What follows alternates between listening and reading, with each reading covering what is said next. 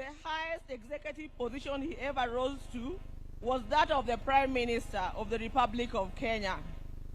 Following the signing of a National Accord and Reconciliation Act of 2008, which created the office to facilitate power sharing after the controversial 2007 elections. Earlier, he had served as a member of parliament for Lang'ata constituency within the city of Nairobi from 1992. However, the hallmark of Raila's life and career was not in executive mansions and offices. It was in the struggle for freedom and democracy in Kenya and across Africa. Many times telling the continent's dictators to set their people free. It earned him outright enemies, cynical friends and admirers in Africa and beyond. It is this record that saw him appointed as Special Peace Envoy of the African Union in February 2011, following the post-election crisis in Cote d'Ivoire. He juggled politics, entrepreneurship, and scholarship with ease.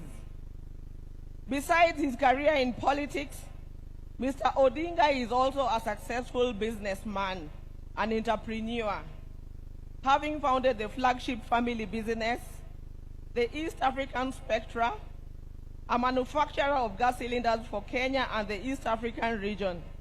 Subsequently, he founded Spectra International. Before that, he had taught at the University of Nairobi's Department of Mechanical Engineering between 1970 and 1974, and served at the Kenya Bureau of Standards, which he was instrumental in establishing. Even as he pursued all other careers, Raila understood that social, political, and economic changes in a country come through politics, and that although all politics is local, politics is also substantially international.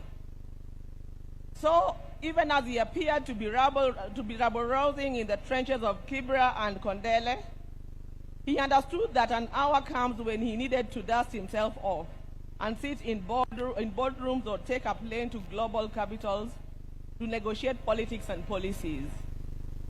He did that effortlessly, moving from dusty Kamkuji grounds to a meeting in diplomatic circuits of the country within an hour.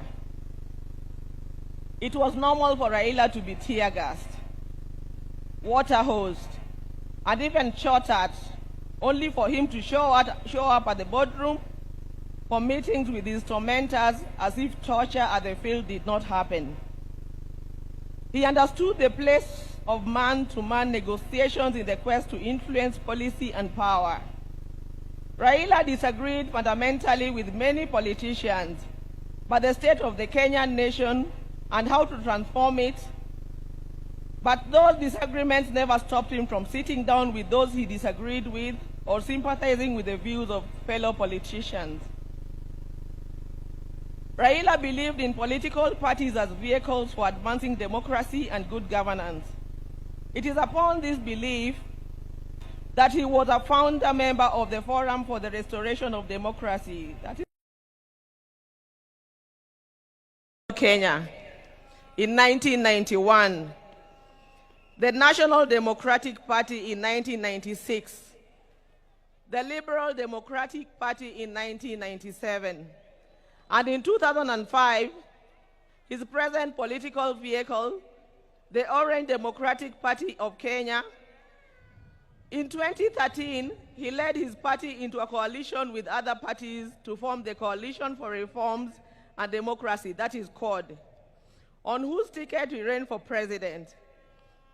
He challenged the election results at the Supreme Court, which ruled in favor of his opponents. He accepted the verdict and took up the leadership of the opposition.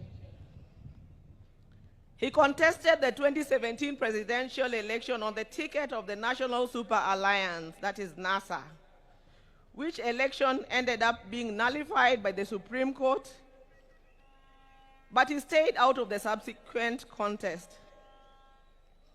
Mr. Odinga was once again picked by his coalition, Azimio la Umoja One Kenya Coalition Party, for the presidency in 2022, whose results were confirmed against him by the Supreme Court. He accepted the verdict and has led the opposition coalition. Raila's early life prepared him to be a consummate African and citizen of the world, with early education in Kisumu and Siaya before leaving for Germany, where he began his high school education at the Herder Institute in Leipzig. He later transitioned to the Otto von Guericke University in Magdeburg, in the then East Germany, where he obtained a Master of Science in Mechanical Engineering, specializing in production technology. In February 2024, Raila visited and extensively toured the two institutions, reliving his days there and recalling that when he arrived in Otto von Guericke, there were not more than 5 black students in the whole college. As a leader, Raila believed in exercise, duty, selflessness, sacrifice, collective leadership, humility, honesty, discipline, and hard work. Other than Kenya, Raila's other great love was Africa. He celebrated the continent's potential and mourned its poverty.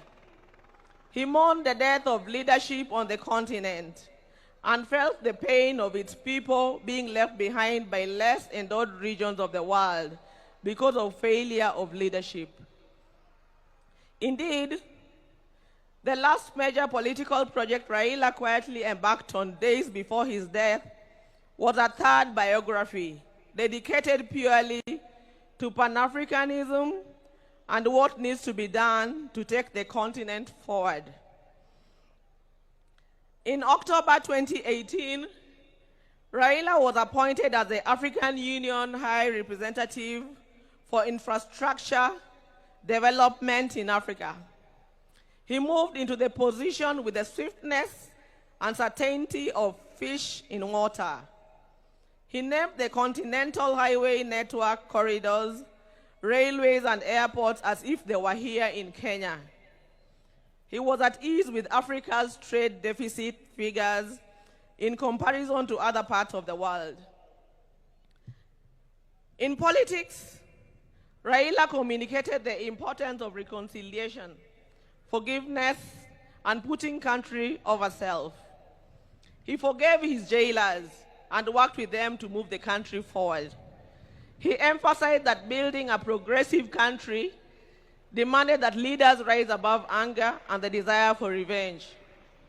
He also believed strongly that the preservation of a nation requires the triumph of pragmatism over ideology. That when the nation is under extreme threat, leaders must embrace extreme compromise. He believed power was not an end, but a means to an end, and it should be used towards the desired end. He believed power should be used to ensure the existence of the nation, not the demise of the nation. He wanted power to be used to ensure progress, prosperity, and peace of any among nations, and not for any causes that would yield contrary outcomes. We will cherish Raila in the heart of our nation, and I believe in the heart of many African nations. Thank you. Long live Raila.